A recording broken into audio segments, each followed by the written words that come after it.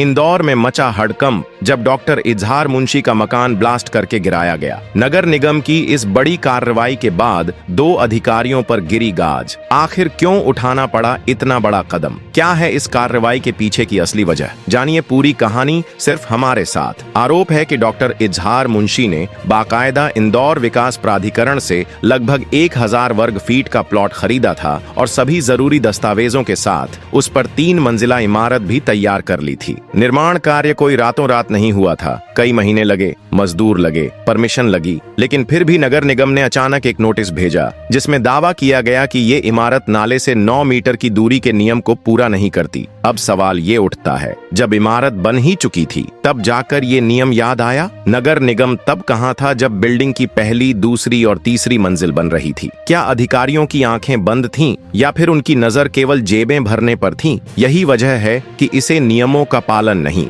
बल्कि एक सोची समझी कार्रवाई बताया जा रहा है। नियम की आड़ में किसी की मेहनत और जिंदगी भर की कमाई को कुछ घंटों में बम से उड़ा देना, ये सिर्फ अवैध निर्माण नहीं बल्कि सिस्टम की एक डरावनी तस्वीर है। शुरुआत में बुलडोजर से कुछ कार्रवाई की गई, लेकिन उसके बाद बम लगाकर इस पूरी इमारत को गिरा दिया गया। अब इस कार्रवाई पर सवाल खड़े हो रहे हैं क्योंकि डॉक्टर इजहार का आरोप है कि नगर निगम के अधिकारियों ने पहले उनसे 5 लाख रुपये की रिश्वत मांगी थी जो उन्होंने दे दी, लेकिन बाद में अफसरों ने 15 लाख रुपए और मांग लिए जिसे देने से डॉक्टर ने मना कर दिया। उनका कहना है कि रिश्वत न देने पर इमारत को जबरन अवैध बताकर ध्वस्त कर दिया गया। जब मामला तूल पकड़ा तो इंदौर के महापौर ने खुद इस पर संज्ञान लिया और जांच के आदेश दिए। उन्होंने यह भी स्वीकार किया कि जिस तरीके से यह बिल्डिंग गिराई गई वो पूरी तरह गलत था। अगर कोई हिस्सा अवैध था भी तो सिर्फ उस हिस्से को गिराया जाना चाहिए था, लेकिन जिस तरीके से पूरी इमारत को ही ध्वस्त कर दिया गया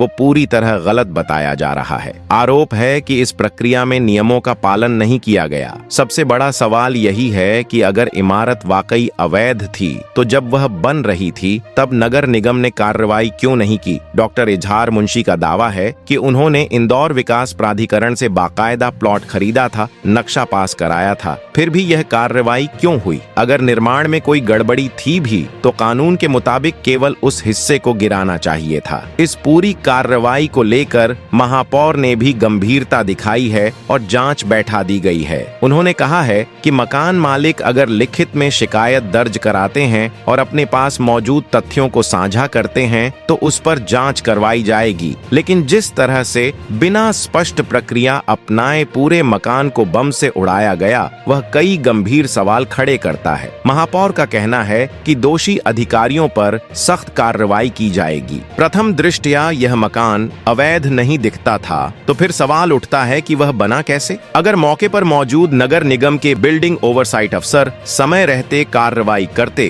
तो शायद इतना बड़ा मकान तैयार ही नहीं होता। महापौर ने कहा है कि इन तमाम परिस्थितियों को देखते हुए संबंधित अधिकारियों पर कड़ी कार्रवाई की जाएगी। उन्होंने यह भी दोहराया कि अगर आम आदमी ने आईडीए इंदौर विकास प्राधिकरण से प्लॉट खरीदा और उस पर नक्शा पास कराकर मकान बनाया तो फिर केवल उस हिस्से को तोड़ा जाना चाहिए था जो नक्शे के विपरीत था। पूरा मकान कैसे गिरा, इसकी जांच करवाई जाएगी। इस पूरे मामले को लेकर लोगों के मन में कई सवाल हैं, जैसे कि क्या उन अफसरों पर कोई ठोस कार्रवाई हुई है जो इसके लिए जिम्मेदार हैं? फिलहाल शुरुआती शिकायतों के आधार पर एक जोनल अधिकारी को उनके पद से हटाकर दूसरे विभाग में ट्रांसफर किया गया है और बिल्डिंग इंस्पेक्टर को निलंबित कर दिया गया है, लेकिन खबर है कि इसमें और भी कर्मचारियों की संलिप्तता हो सकती है और विस्तृत जांच के बाद आगे और भी सख्त कदम उठाए जा सकते हैं। यह मामला अब देश भर में सुर्खियों में छा गया है और कुछ लोग इसमें सांप्रदायिक एंगल भी तलाश रहे हैं। सोशल मीडिया पर यह चर्चा भी हो रही है कि चूंकि बिल्डिंग के मालिक मुस्लिम थे शायद इसीलिए उनके खिलाफ इतनी कठोर कार्रवाई की गई। हालांकि इस आरोप की पुष्टि अभी तक किसी भी आधिकारिक स्रोत से नहीं हुई है।